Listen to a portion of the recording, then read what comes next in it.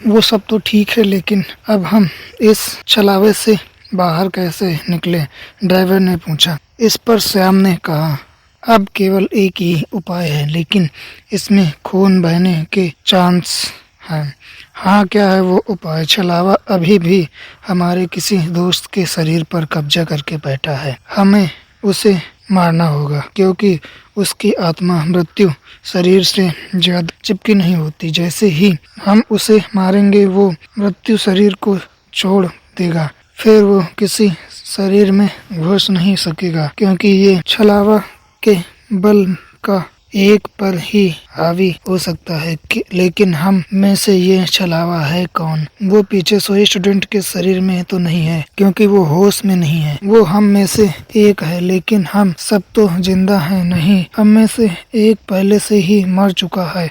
उसे छलावे ने मार डाला है और उसके शरीर पर कब्जा कर लिया है। कब्जा के बाद मृत्यु शरीर पूरा जिंदा आदमी लगता है, क्योंकि छलावा जिंदा इंसान की नकल करता है। लेकिन वो है कौन? श्याम ने श्रीकांत की ओर देखा। बस अभी भी जंगल के रास्ते में चल रही थी। ड्राइवर चलते चलते उनकी बातें सुन रहा था, क्योंकि उसे पता था कि बस रुकेगी तो छलावे से मार डालेगा। बस में सन्नाटा छाया था। हर कोई श्याम के मुंह से छलावे का नाम सुनना चाह रहा था कि तभी श्याम बोला, ये श्रीकांत ही छलावा है। ये क्या बकवास कर रहे हो तुम? होश में तो हो तुम? माना कि तुम्हारी बुआ ने बहुत सी भूतों की किताबें लिखी हैं। इसी का मतलब ये तो नहीं कि तुम कुछ भी बोलते रहोगे और हम सुनते रहेंगे। मेरा विश्वास करो, सब श्रीकांत ही छलावा है। जब ये वीरान जगह पर झाड़ी के पीछे गया था तब मैंने इसे किसी साये की ओर घूरते देखा था। मैं ये देखने के लिए आगे बढ़ा, तभी मेरे चप्पल में कांटा चुभने की वजह से मैं वहीं रुक गया और वो साया गायब हो गया। शायद तभी उसने श्रीकांत को पकड़ा होगा और उसके शरीर पर कब्जा किया होगा। सर, जल्दी से इसे मार डालो, वरना ये भाग जाएगा। ये सुनकर सभी के होश उड़ गए, लेकिन उसकी बात में कुछ तो गलत था। अरे श्याम, जरा जबान संभाल के बात करो। ये भतीजा है ये मेरा। अगर इसको किसी ने हाथ भी लगाया तो मार डालूंगा। हाँ, प्यून गुस्से में बोला।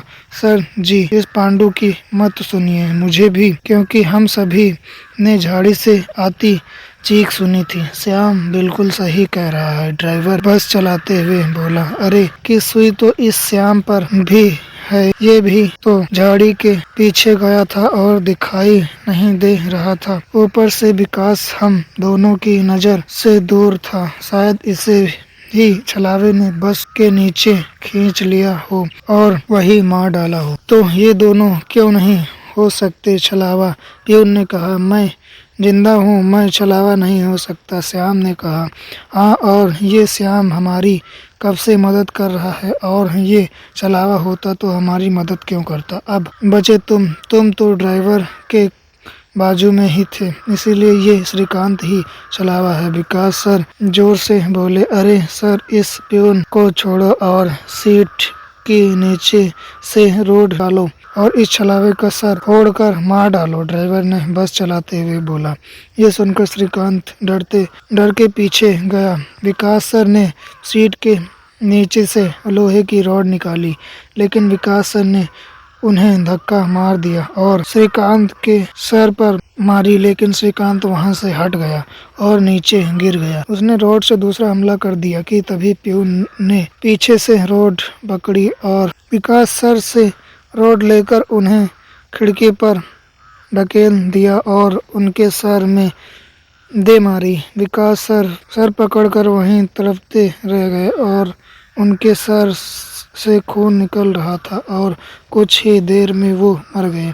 ये देखकर श्याम चिल्लाया, विजय मामा, जल्दी से पीछे आइए। ये दोनों ने विजय सर को मार डाला। ये सुनकर ड्राइवर ने बस को बीच जंगल में रोक दी और वो पीछे आए। उसने प्यून के हाथ से रॉड छीना और उसे धक्का दे दिया।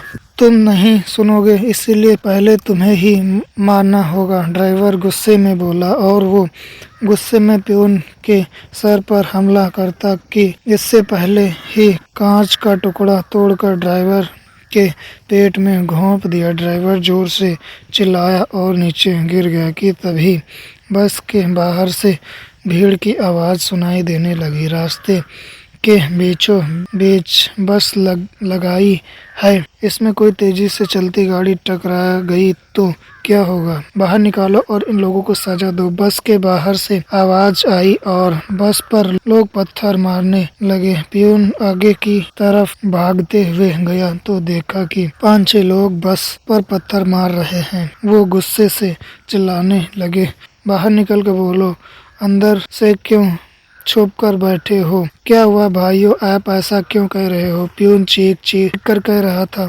लेकिन कोई उसकी तरफ ध्यान नहीं दे रहा था। तभी श्याम श्रीकांत से बोला, ये लोग सिर्फ छलावा हैं, हम लोग जंगल में रुके हैं, इसीलिए हम मुसीबत में पड़े हैं। विकास सर और ड्राइवर दोनों मर चुके हैं, फिर भी हम छलावा से बाहर नहीं निकले। इसका मतलब छलावा अभी भी हमारे बीच में है और वो छलावा तुम्हारा मामा है। ये सुनकर श्रीकांत की आंखें फटी की फटी रह गई। नहीं नहीं, ऐसा नहीं हो सकता। अरे ऐसा ही है श्रीकांत, तुमने देखा तुम्हारे मामा ने विकास सर और ड्राइवर की जान ली। वो उन्हें घायल भी तो कर सकता था, लेकिन नहीं, उसने उसकी जान ली। अब तो अपने मामा फेम से बाहर आओ श्रीकांत और देखो उस आदमी को, वो तुम्हारा मामा नहीं छलावा है। ये सुनकर श्रीकांत सोच में पड़ गया। श्रीकांत, ये लोग बस के कांच तोड़कर अंदर आ जाएंगे और हमारी जान ले लेंगे। इससे पहले हमें यहाँ से निकलना होगा। मैं बस को निकालता हूँ और तुम इस छलावे को पीछे बुलाकर इसके पेट में कांच घोंप दो और छलावा मर जाएगा और हमारी जान बच जाएगी। श्याम बोला, सीट की तरफ निकल गया। लेकिन तुम्हें ड्राइविंग आती है? क्यों? अरे मेरे मामा की ट्रेवलिंग एजेंसी है, इसीलिए मैं बस चलाना पहले से ही जानता हूँ। उसने कहा, ड्राइविंग सीट पर जा बैठा। वो बस को चलाने लगा। प्यून पीछे श्रीकांत की ओर जा पहुंचा। श्याम बहुत ही मन लगाकर बस को चला रहा था कि तभी उनको प्यून की चीख सुनाई दी। उसने शीशे में देखा तो प्यून नीचे गिर गया। श्रीकांत के हाथ में खून से सना कांच का टुकड़ा था। उसने अपने ही मामा का गला काटकर मार डाला था। श्रीकांत श्याम के पास आया। मैंने छलावे को मार डाला।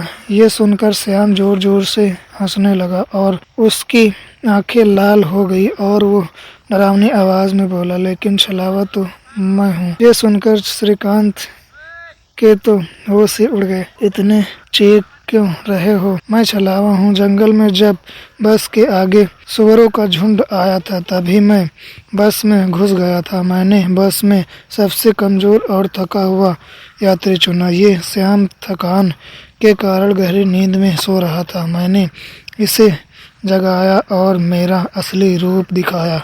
मेरा डरावना रूप देखकर ये उसी वक्त मर गया। मैंने तुरंत इसकी शरीर पर कब्जा कर लिया कि तभी मैंने जाना कि तू टॉयलेट जाने के विचार में था और मैंने अपना खेल शुरू कर दिया। मैंने सबको छलावे की कहानी सुनाकर डरा दिया, क्योंकि डर ही मेरा सबसे बड़ा हथियार है। मैंने जानबूझकर तुम लोगों को गुमराह किया और सुशील सर के गांव लेके गया और तुम्हें छलावे में रुकने के लिए मजबूर किया और सुनील सर की जान ली। मैंने ही विकास सर, तेरा मामा और ड्राइवर को एक दूसरे से लड़ाया ताकि वो आपस में लड़कर मरे और आखिर में मैंने तुम्हारे हाथों से तुम्हारे मामा का खून करवाया। ऐसा कहकर वो हंसने लगा।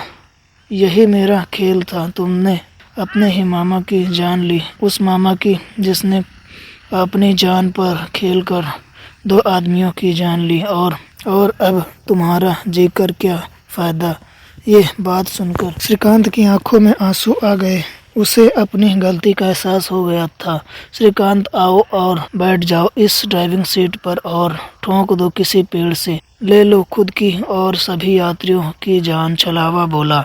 शायद उसकी लाल आंखों का जादू श्रीकांत पर हो रहा था। वो छलावा की बात में आ रहा था जैसे सुशील सर आ गए थे और खुद की जान लेने के लिए तैयार हो गया था। शायद श्रीकांत को अपने किए पर पछतावा था और वो छलावे की बात मानने वाला था। और तभी श्रीकांत जोर से चिल्लाया, मामा! गाड़ी के पीछे पैरों की आवाज़ सुनाई दी और उसने मुड़कर देखा तो फिर मामा ने लोहे का रॉड छलावे को दे मारा और उसके सर पर 4-5 बार हमला कर दिया। उसका सर कुचल दिया। तुम्हें क्या लगा खेल खेलना तुम्हें ही आता है? अरे मैंने तो तुम्हें उसी समय पकड़ लिया था जब तुम विकास सर और ड्राइवर की लाश देखकर मुस्कुरा रहे थे। तुम अपनी खुशी बर्दाश्त नहीं कर पाए। तब मेरे दिमाग में तुम्हारी बातें आई। जानबूझकर तुमने हमें छलावे में रोका और तुम्हारी वजह से सुशील सर की जान गई। तुमने मुझ पर भी छलावा होने का इल्ज़ाम लगाया और मेरे मामा और विकास सर के बीच आग लगा दी और बाद में मुझे मेरे मामा को मारने के लिए कहा। और हद तो तब हो गई जब तुमने कहा कि तुम्हारे मामा की ट्रैवलिंग एजेंसी है, बल्कि श्याम का मामा तो हमारे होटल के सामने गोलगप्पे का ठेला लगाता है। श्रीकांत ने अपने मामा के हाथ से लोहे की रॉड ली और छलावे से बोला, और अब तुम चैन से अगले शिकार के लिए अगले अमावस्या का इंतजार करो, क्योंकि आज तुम खुद शिकार हो गए। और ऐसा कहकर उसने एक रॉड का वार उसके सर पर किया और उसके शरीर से छलावा काले धुएं के रूप में बाहर निकला और बस के बाहर निकल गया। और जैसे ही छलावा बस के बाहर निकल गया, सभी स्टूडेंट छलावे से बाहर आ गए। आज पहली बार कोई अमावस छलावा किसी यात्री से हारा था। बस के ऊपर छलावा दर्द से तड़पने लगा और चिल्लाते हुए हवा में उड़ गया। उसे छलावे से मुक्ति मिल गई थी, क्योंकि ये सृष्टि का नियम है। कोई छलावा इंसान से हारता है, उसका अंत हो जाता है और उसे मुक्ति मिल जाती है। ये कहानी आपको अच्छी लगे तो हमारे चैनल को सब्सक्राइब करें।